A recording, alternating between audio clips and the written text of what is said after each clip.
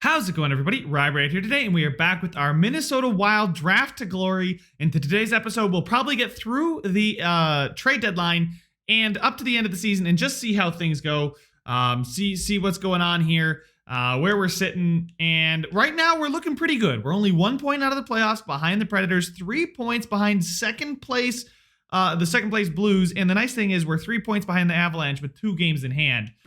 So right now, I think I'm just going to stand pat. We'll see what happens at the deadline. I'll skip it because if we're out of it, because a lot of the guys that we would look to move, the Zach Parises, I gave Marcus Johansson a new contract, so he doesn't have a no trade clause anymore. But Parise's got a no trade clause. I'm pretty sure the defenseman of Suter, Spurgeon, and Brodin. I think Brodin's is a no trade clause, not a no movement clause, so I could waive him, but that's fine like that. Ian McCoshen has been insanely good. Wow.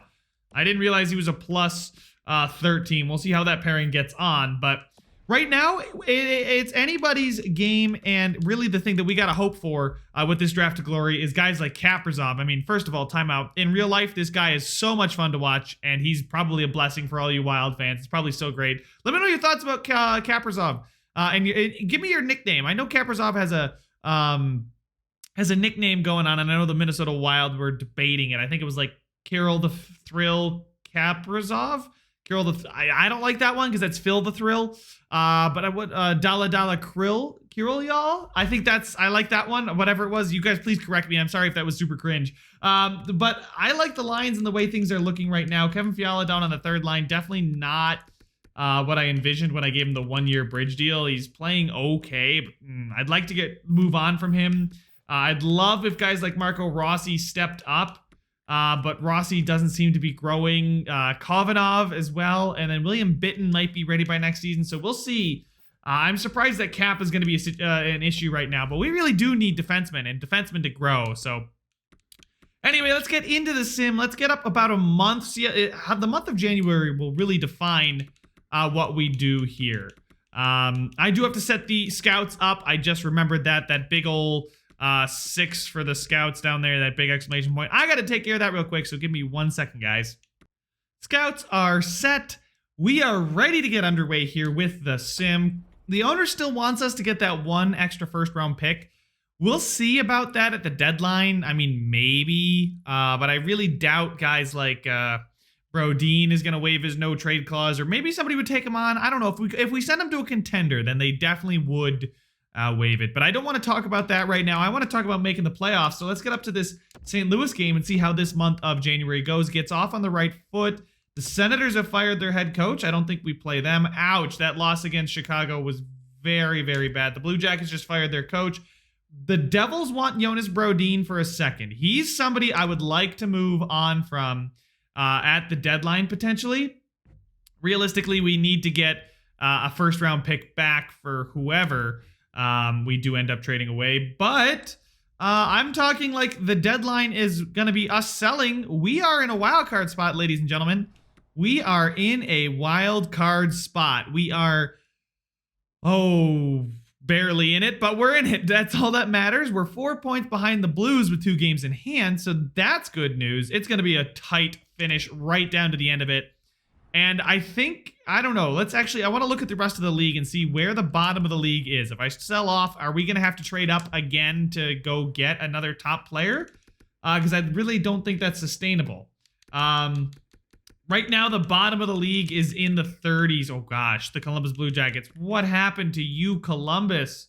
I've got no report on them, right? Because I can't trade for any players. But, 26. Goodness gracious. I know we're sitting here at 17th in the entire league. We could fall pretty far, right? We could fall probably into the top 10 of the draft, but I don't see that happening. So I think I might just stay put with where we are even through the deadline. I can't go out and get help, right? This month of February is going to be huge. We'll win there. Jordan Greenway, I agree. Do we have any suggestions? I promise to get him more minutes a night. I don't think chemistry is going to be something that I can give him. He is glad to hear about it. I will try to give him more ice time if possible. maybe some power play time too. He's up to an 85, which is what you love to see. And also what you love to see is back-to-back wins there. Neither of them, the Blues were in division, so beating the Blues pulls one. Wow, we are right in this one, ladies and gentlemen. We are now in a actual divisional spot. But Jordan Greenway, I believe, has grown from, like, I think he was an 82, 83. And yeah, there he is there. So we will move him up and Dumba down. Fiala, there we go. Yeah, we just won't use any defensemen. How is Takashi doing? 18 goals and is a +1. Look at that. Craig Takashi looking good so far. I don't want to move a guy like Parise down, but I do want Takashi to get, like, ice time, right?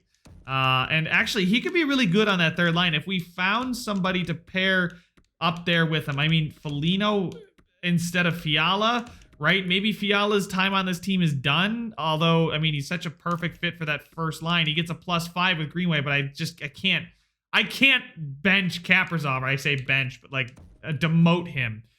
He's still doing fine there. I mean, he's probably a big reason why this line is scoring, right? Anyway, let's keep it rolling here to the trade deadline and see just what happens. So far, we play the Blues again. We beat the Blues again, and we beat the Flames again. Jordan Greenway is happy. I kept my promise. I'm glad I could help. Jordan Greenway is somebody that I think could be around this team for a long time. He's up to an 80. He's actually down to an 84. As we don't lose to the Blues. Oh my goodness. And we are in the thick of a wild card battle. Those couple losses, I mean, we were right there with the Blues. We still have 2 games in hand on the Blues, which I am optimistic about. I don't see a need to sell off at this deadline. I think we're going to be a conservative seller. That'll just tell teams basically what we're interested in. Oh boy, Suter is apparently on the block? Really? Okay, this is what teams would give us. I can't take on any of these players. I have to only get futures. I can't trade for players. It's a draft to glory. I got to draft all my players. I could get that first, maybe. That is somebody I wish they would show what picks teams are offering. Some good teams. What are some good teams? I think I might just go to propose a trade and see what teams are good. Who's a buyer? The Coyotes are a buyer. The Bruins are a buyer. The Bruins have a first-round draft pick of that much value. I could work my own trade. What would they want out of us? Skaters match in the block. They'd want a Suter or a Dumba or a Spurgeon or a Zamenhof. I'm not interested in giving up Zamenhof. I don't want to give up Suter either because he's really good, right? And Dumba's been fine next to him, right? And I'm pretty sure Dumba's got a no movement clause. And besides, we don't really have the depth in defensemen to move on from a defenseman, even though that's really where all of our assets lie. A first in Svazel for Tomasz Hertl. Interesting. Excuse me, guys. I am just going to Cap Friendly to check out the no movement, no trade clause. Matt Dumba does not have a no trade clause. So if we did want to get rid of somebody, we could get rid of Matt Dumba. But like I said, we're not in a position to tank. We're right in the thick of it, guys. I don't want to make a move right now. Maybe finding a trade for skaters who are expiring, or maybe somebody who's never going to make the team get a reroll. Like a Hunt or a Novak, trade these guys away. See, nothing, can't get anything. What about a Hunt? Nothing. Okay, what about Novak? I could probably manually make my own trades, right? Panette is 18 only, so he still got a chance to jump massively. Ooh, Olszek. Franklin Olszek is 18 and 69, so looking good for him. Lidstrom actually could get us a 6th and a 7th. I think I'd rather have the 6th and the 7th. I'm going to accept that trade. Beautiful. Let's go by the lowest overall, shall we? But he's 18, 19-year-old here. Connor Lockhart. I don't know. I'm not ready to get rid of him just yet. Kondratiev. Ooh, a 3rd? I could get a 3rd from the Bruins for this kid? This is how we're going to get more picks. We're going to get more picks and more chances, more darts to throw at the dartboard. I'm going to send him to Boston. I think, I don't know who was worse, Boston or Winnipeg, but I already got Winnipeg's picks. Actually, they're offering a 3rd and a 5th. Which probably means, you know what, I'm going to take Boston's picks just so I don't pick in the same spot the entire time.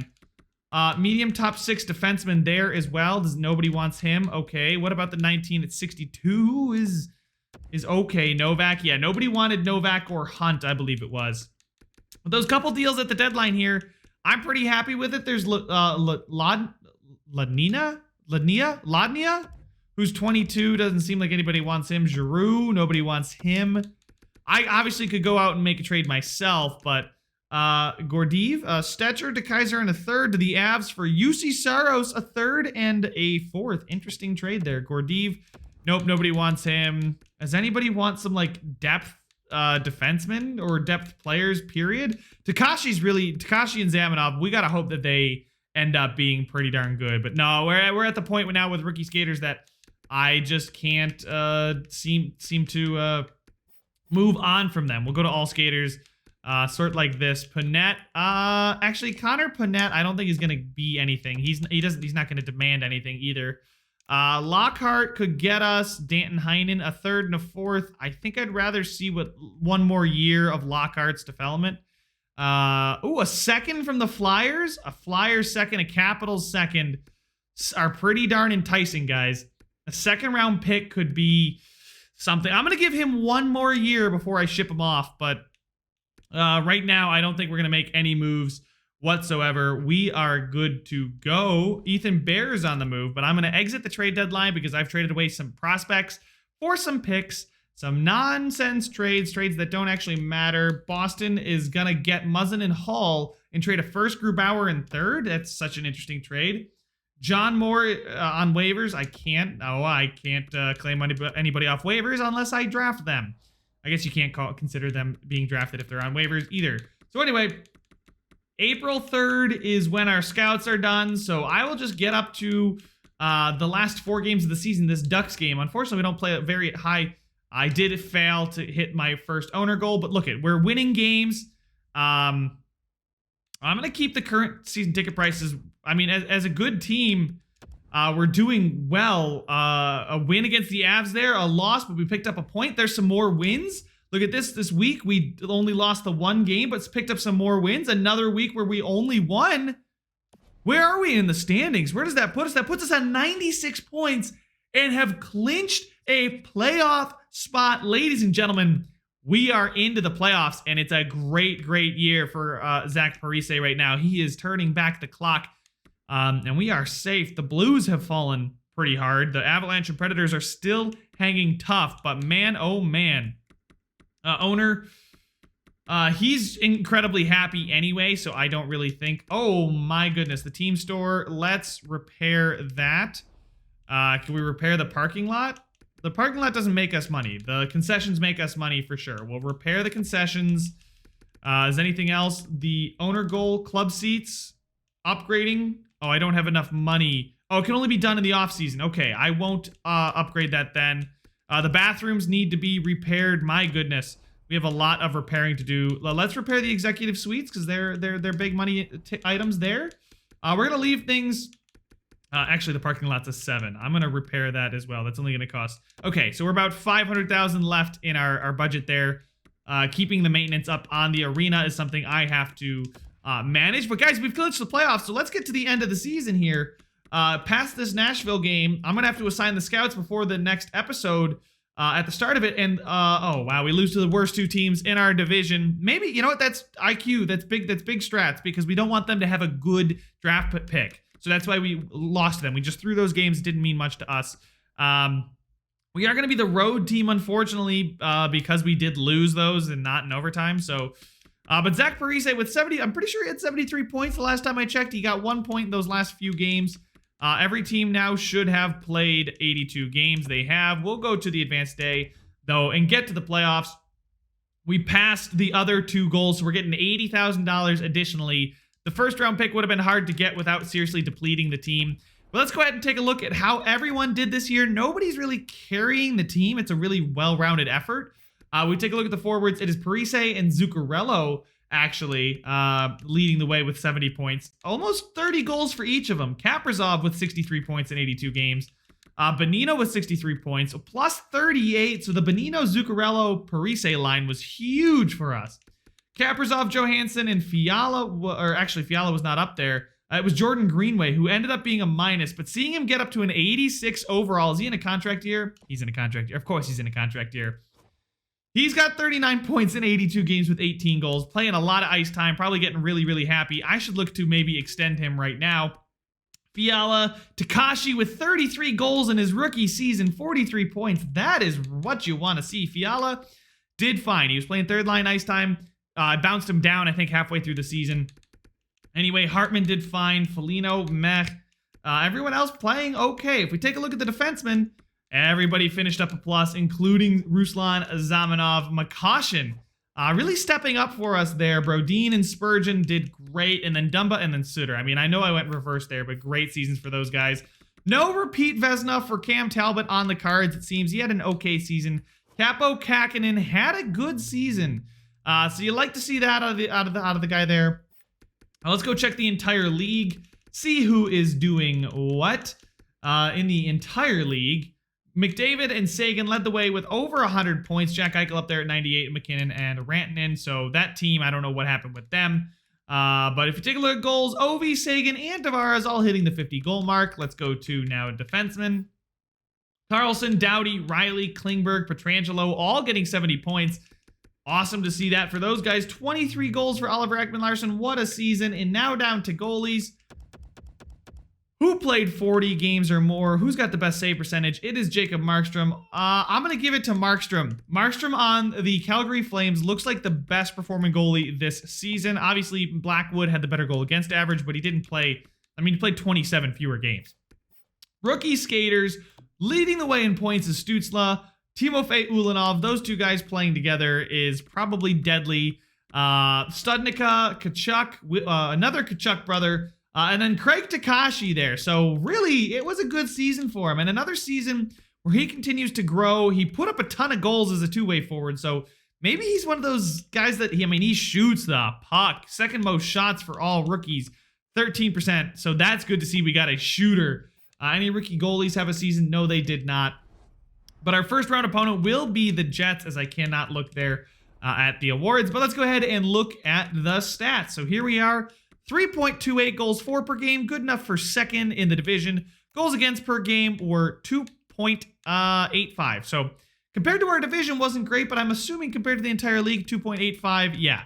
2.85 was good enough for a top 8 spot.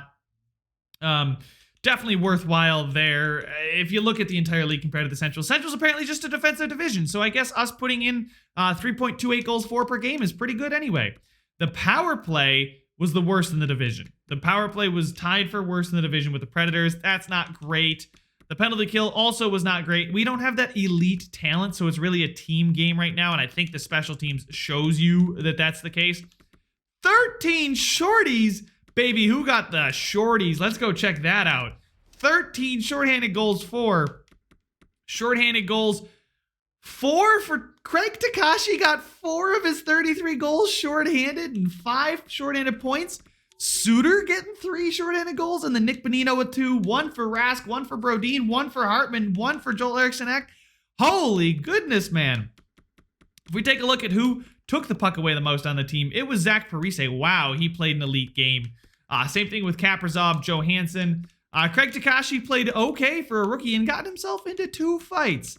Who's blocking the most shots? It's Brodin, Suter, Dumba, Spurgeon, Zamenov. Zamenov did okay. Who's got the most hits? It is Dumba. Greenway. Okay, so Greenway's that physical presence. Then Bonino's that physical presence on the second line. Takashi's the physical presence on the third line. I really like the way this roster is constructed. Face-off percentage, you can see that Nick Bonino is killing it. Takashi actually had a good season on the face-offs. He's a winger, but he had a good season because his rating is a 79. So, how did Marcus Johansson do? Oh my goodness, Johansson had a really horrid time as our first-line center. He cannot win a face-off to save his life. Kaprizov seems to be better at face-offs than Marcus Johansson. Actually, he's not, but I mean, just on the few he took. And then who else is on that line? I believe it's Greenway. Could you take face-offs, my guy? He's got 67. No. So we got the best guys out there. Anyway, things went well this season. I'm pretty happy with how it went. We will be taking on the Winnipeg Jets in round number 1. I hope you guys are ready for that. Actually, I am curious about the progress reports. I want to see who grew. We know Greenway is growing. Is that morale? No, that's natural growth. Statistical and natural growth is morale for his offensive awareness, sure, but statistical growth, he could be somebody that we stick on that first line for good. Kirill Kaprizov as well. with statistical growth is growing. Ryan Suter is starting to lose his step. I wonder how long until he retires. Then we're going to have a serious problem.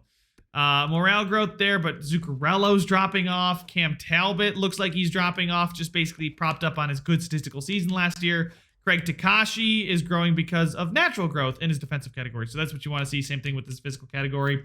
In the system, Panette was growing nicely, 23 categories. Same thing with Olszak, Dewar, and actually Kovanov up to a 74, 19 categories growing.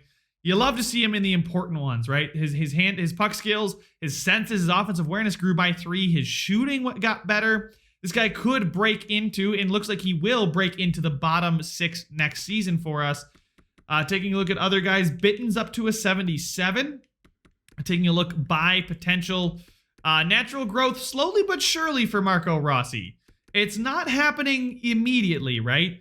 He does look like he's good enough to play in the NHL, especially with the defensive awareness growing. It's that physical category that's holding his overall down, but I could see him making it to the league next year. He's 20. We'd like him to get there. He's one of the guys that we're hoping does. Louis Belpedio is growing, so that's good to see. You can never really distinguish which one is which. So maybe him or Addison. Kalen Addison is growing. He could jump up and be an NHL player next season. Some of our goalies here, we could look for one of the future here. Tucker Tynan, Wallstedt, and Jones, all medium starters there. Dewar with his high top 9. Things are looking good as far as the growth aspect is concerned. I really am kind of starting to worry what happens when we lose our top players, right? This is a franchise with our no movement clause and not being able to trade for other players. We need some picks and we need them. I'm wondering if us making the playoffs and kind of standing in this no man's land might hurt us. But listen, I'm going to focus on the playoffs. If we can get, a win or 2 of a series, I'm going to be very happy. Hope you guys are too. Make sure to leave a like if you enjoyed it. Subscribe if you want to see some more. And I will see you guys in the next one.